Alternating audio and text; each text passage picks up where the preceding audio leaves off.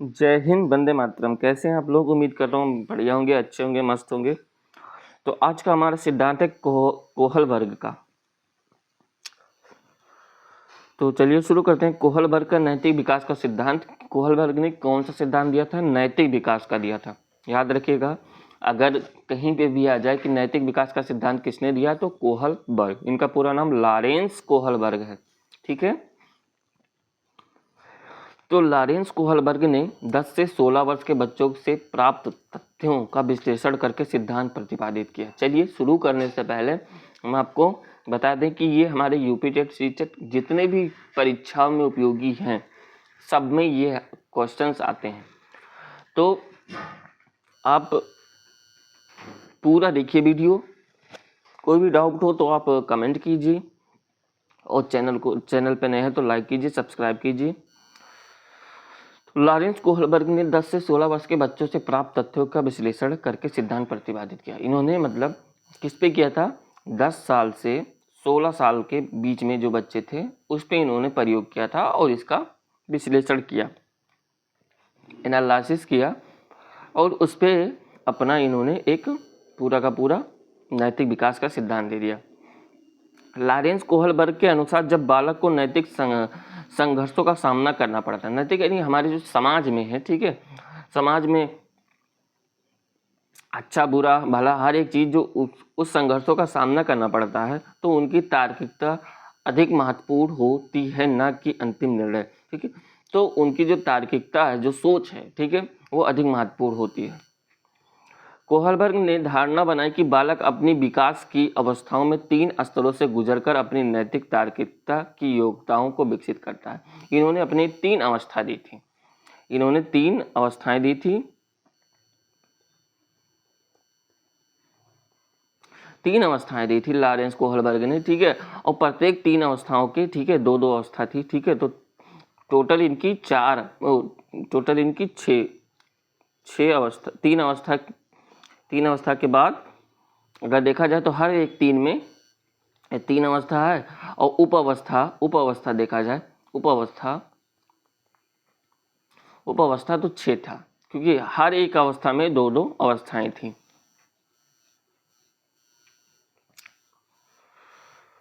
अब शुरू करने से पहले हम एक कहानी पढ़ लेते हैं।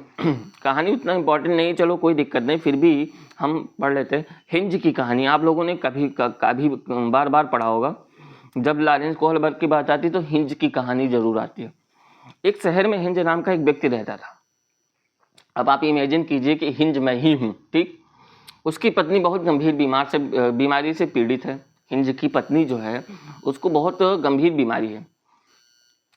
डॉक्टरों ने बताया कि यदि जल्दी दवा नहीं मिली तो उसकी पत्नी की मृत्यु हो सकती है। अगर दवा नहीं जल्दी मिली, दवा था ही नहीं, ठीक है, तो अगर जल्दी दवा नहीं मिली तो हिंज की मृत्यु हो सकती है। उस बीमारी की एक विशेष दवा थी, और वो भी एक केमिस्ट के पास थी, जो मेडिकल स्टोर वाला है उसके पास थी। उसने बनाया था जिसे एक दवा बनाने वाले व्यक्ति केमिस्ट ने खोजा था। उस दवा को बनाने में लगभग 1000 खर्च हुए थे, लेकिन वह उसे 10,000 में बेच रहा था। ठीक है। एक कहानी है कि अगर आपका 10% लगा है तो हम 100% लेंगे। ठीक। भाई बनाने वाला यही सोच रहा है कि हम 10% लगाएं तो 100% उस पर प्रॉफिट लेंगे। हिंज बहुत गरीब था। उसने अपने सभी रिश्तेदारों और मित्रों के से पैसे उधार लिए, लेकिन वह 5,000 ही जुटा पाया। एक कहानी में बता रहा हूँ कि ये जरूरी नहीं कि 10,000 का ही वो बेच रहा था। एक कहानी के थ्रू मैं स्पष्ट करना चाह रहा हूँ कि वो जितना मांग रहा था उतना हिंज के पास था नहीं। हिंज बहुत गरीब था, और हिंज बहुत गरीब था, जितना मांग रहा था उतना उसके पास था नहीं। उसने गया केमिस्ट के पास, तो उसने कहा कि ये दवा मैं अधिक प्रॉफिट लेकर के बेचूंगा, कोई मरता है तो मरे, मुझे उससे नहीं मतलब है, मैं अपनी कमाई के लिए बैठा हूँ।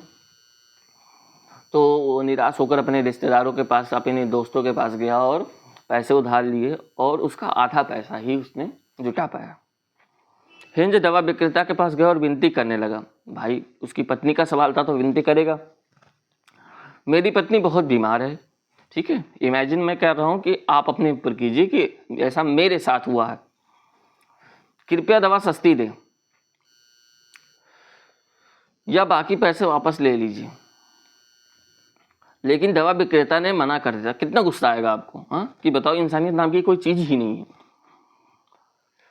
और कहा क्या दवा, मैंने यह दवा कमाने के लिए बनाई है, मैं इसे मुफ्त या उधार नहीं दूंगा। बताओ कितना सेल्फिश बंदा था वो, ठीक है। उसने डायरेक्ट ऐसे बोल दिया कि कमाने के लिए मैंने बनाई है, मैं उधार नहीं दे पाऊंगा या फ्री में नहीं दे पाऊंगा। आपको कितना गुस्सा आएगा। अब हिंज बहुत परेशान हो गया। रात में उसने सोचा कि यदि दवा नहीं मिली तो उसकी पत्नी मर जाएगी, ठीक है। अंत में उसने दुकान का ताला तोड़कर दवा चुरा ली और अपनी पत्नी को दे दी। उसकी पत्नी ठीक हो गई। कितना इजी है, हाँ? ताला तोड़ लो और लेकर चुरा लो और ले जाओ, दवा दे दो, हाँ? ये सब कहानियों में अच्छी लगती है। चलिए कहानी आपने समझा, उसके बाद हम इनकी अवस्थाओं पे जाते हैं। नैतिक विकास की अवस्थाएं, stage of moral development. Kohlberg ने नैतिक विकास की कुल 6 अवस्थाओं का वर्णन किया था। 3 अवस्थाएं हैं, 6 उप अवस्थाएं, याद रखिएगा। लेकिन इनके 2-2 अवस्थाओं के एक साथ रखकर उन्होंने 3 स्तर बना दिए। ये 3 स्तर अगर लिखित हैं, आगे देखते हैं। प्राक रूढ़िबद्ध नैतिक स्तर, ठीक है, लेवल प्री कन्वेंशनल मोरलिटी, याद रखिएगा पहला स्तर इनका है, ठीक है। इसमें आज्ञा एवं दंड की अवस्था, stage of order and punishment, ठीक। अहंकार की अवस्था, स्टेज ऑफ ईगो। 2 अवस्थाएं, पहला अगर पूछ लिया जाए, ठीक है, तो हमारा प्राक रूढ़िगत नैतिक अवस्था, ठीक, नैतिक स्तर, ठीक। इसकी जो 2 उप अवस्थाएं, आज्ञा एवं दंड की अवस्था, अहंकार की अवस्था। बच्चा कोई काम कर रहा है, ठीक है, अगर बच्चा कोई काम कर रहा है तो याद रखिएगा वो क्या करेगा, अगर गलती ना करे, उसको कह दोगे कि ये काम नहीं करना है नहीं तो पनिशमेंट मिलेगी, तो वो काम नहीं करेगा। फिर उसके बाद उसके अंदर धीरे धीरे सेकंड अवस्था, अहंकार की अवस्था आ जाती है, ये मैं करूँगा ऐसा, ठीक है। तो आगे उसे हम समझते हैं, पहले ये देख लेते हैं। रूढ़िगत नैतिक स्तर, सेकंड स्तर हमारा है। लेवल कन्वेंशनल मोरलिटी, इसमें प्रशंसा की अवस्था, बच्चा समाज के लिए काम करेगा, उसे प्रशंसा मिलेगी हर एक चीज़। स्टेज ऑफ एप्रिसिएशन, सामाजिक व्यवस्था के प्रति सम्मान की अवस्था। Stage of respect for social system. Third वाला हमारा है उत्तर रूढ़िगत नैतिक स्तर, level of post conventional morality, ठीक है। सामाजिक समझौते की अवस्था, स्टेज ऑफ सोशल कॉन्ट्रैक्ट, ठीक है। विवेक की अवस्था, स्टेज ऑफ कॉन्शियंस। अब हम देख लेते हैं पहला अवस्था, प्राक रूढ़िबद्ध नैतिक का स्तर, level of pre conventional morality, ठीक है।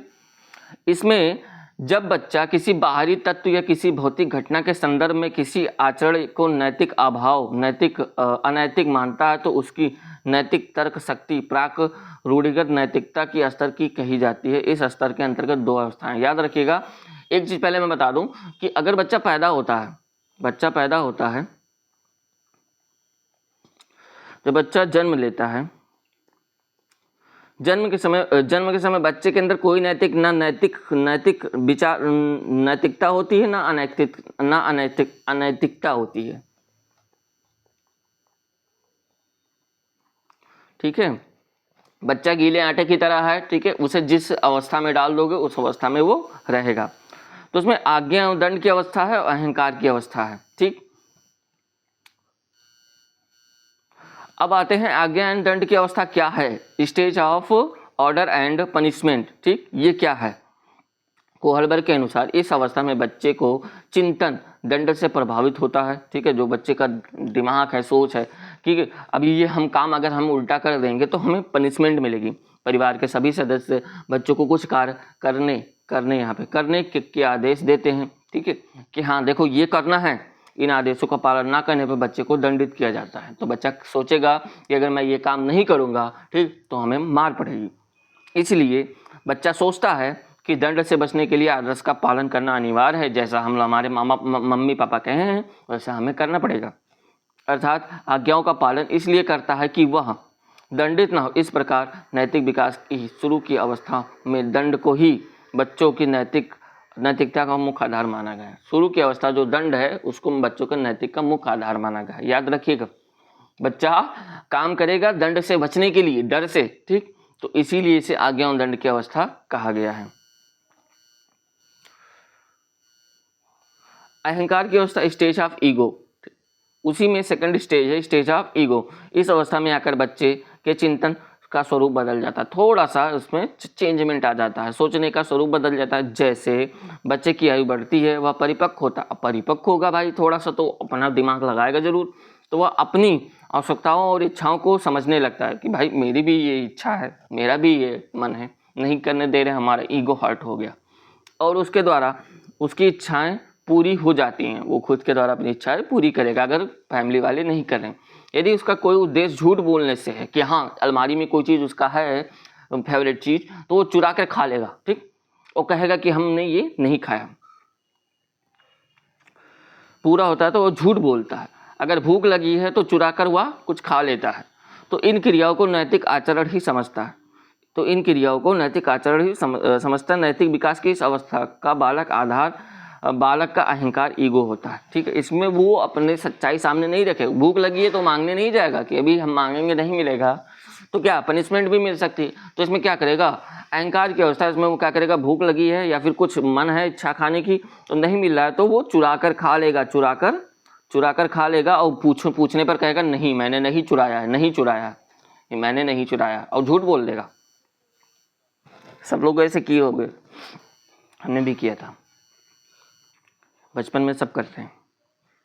रूढ़िगत नैतिक स्तर, सेकंड लेवल है हमारा लेवल कन्वेंशनल मोरालिटी। इस स्तर को भी दो उप अवस्थाओं में विभाजित किया गया है। पहला प्रशंसा की अवस्था, बच्चा समाज के लिए काम करेगा भाई, ठीक। अब समाज के लिए क्योंकि समाज में उसको प्रशंसा मिल रही है तो इसलिए वो काम करेगा। स्टेज ऑफ अप्रिसिएशन, इस अवस्था में बच्चा जो भी करता है वह दूसरे लोगों द्वारा उसकी प्रशंसा करने के लिए करता है। देखो हम ये करेंगे तो अभी हमारी वाहवाही होगी। हाँ, दूसरी ओर समाज के सदस्य बच्चों से विशेष अपेक्षाएं रखने लगते हैं। समाज के सदस्य बच्चों से विशेष अपेक्षाएं रखते हैं, अच्छा लड़का है भाई इसे दे दो ये करेगा, ठीक है। तो समाज में उन्हें स्वीकृति मिलने लगती है। इस अवस्था में बच्चे उन्हीं व्यवहारों को उचित व नैतिक मानते हैं जिसके लिए वे परिवार, स्कूल, पड़ोस, मित्र मंडली में प्रशंसा प्राप्त करते हैं। भाई उनका मंडली अगर है उसमें अगर उनकी प्रशंसा हो रही है तो वो चीज़ ज़्यादातर वो उनको मतलब उन्हीं को ही प्रायोरिटी देंगे। इस प्रकार हम कह सकते हैं कि इस अवस्था में बच्चे के चिंतन का स्वरूप समाज और उसके परिवेश से निर्धारित होता है। उसका जो चिंतन है, सोचने की क्षमता, ठीक है, उसका स्वरूप समाज और उसके परिवेश से ही निर्धारित होगा। इसमें बच्चा प्रशंसा के लिए ही काम करेगा दूसरों से। सामाजिक व्यवस्था के सम्मान की व्यवस्था, stage of respect of social system. Kohlberg के अनुसार समाज के ज़्यादातर सदस्य नैतिक विकास की इस अवस्थाओं तक पहुंच जाते हैं। इस अवस्था में प्रवेश से पहले बालक समाज को केवल इसलिए महत्वपूर्ण मानता है कि उसकी प्रशंसा करते हैं। इससे पहले, ठीक है, प्रशंसा की अवस्था में क्या कहते थे कि क्या कहा कि बच्चा जो भी करेगा समाज के लिए करेगा, और क्यों करेगा, प्रशंसा के लिए करेगा। अब वह समाज को स्वयं एक लक्ष्य मानने लगता है कि हमारा लक्ष्य है। इस अवस्था में पहुंचकर बच्चे स्वयं को समझने लगता है, सामाजिक नियमों के विरुद्ध प्रत्येक कार्य को अनैतिक करता है, ठीक है। अगर समाज में कोई नियम अगर गलत है तो वो उसे उसके खिलाफ बोलेगा। थर्ड है उत्तर रूढ़िगत नैतिक स्तर, ठीक, level of post conventional morality. Kohlberg ने अपने तीसरे स्तर को भी दो उप अवस्थाओं में बांटा है। ये भी है, पहला सामाजिक समझौते की अवस्था, स्टेज ऑफ सोशल कॉन्ट्रैक्ट, ठीक। इस अवस्था तक आते आते व्यक्ति को नैतिक चिंतन की दशा में पर्याप्त परिवर्तन आ जाते हैं। जब व्यक्ति परस्पर लेन देन में विश्वास करने लगता है कि व्यक्ति व समाज के बीच एक समझौता होता है, व्यक्ति यह मानने लगता है कि व्यक्ति को सामाजिक नियमों का पालन करना चाहिए क्योंकि समाज हमारे हितों की रक्षा करता है। भाई इस समय बच्चा सोचेगा देखो हम ये काम ना करें नहीं तो समाज ऐसा कहेगा, समाज वैसा कहेगा, समाज हमारे हित के लिए है। हाँ, तो ये हमारे सामाजिक समझौते की अवस्था के अंतर्गत आता है। हमारा दायित्व बनता है कि हम समाज के नियमों का पालन करें। भाई समाज में ऐसा नियम है, ये नहीं करना, वो नहीं करना, तो हम नहीं करेंगे। अगर व्यक्ति सामाजिक नियमों का पालन नहीं करता तो समाज के बीच का समझौता टूट जाता है और समाज तुम्हें हटा भी सकता है। अतः अपने नियमों, परंपराओं, कानूनों के द्वारा समाज व्यक्ति को स्वतंत्रता, अधिकार और सुरक्षा देता है। अतः ऐसे नियमों का उल्लंघन अनैतिकता माना जाता है और तुम्हें समाज से बर्खास्त कर दिया जाता है। तो बच्चा उस डर से काम करेगा यहाँ पे कि भाई समाज हमारे लिए हित का काम करेगा, तो इसलिए तो ये अवस्था हमारा सामाजिक समझौते की अवस्था है। लास्ट अवस्था विवेक की अवस्था, ठीक है, स्टेज ऑफ कॉन्शियंस, ठीक है। कोहलबर्ग के अनुसार नैतिक विकास की छठी व अंतिम अवस्था यही है, क्योंकि इस अवस्था तक पहुंचने पर व्यक्ति नैतिकता के बारे में अपना दृष्टिकोण भी विकसित कर लेता है। व्यक्ति में विवेक पैदा हो जाता है, बहुत अच्छी सूझ हो जाती है उसके अंदर।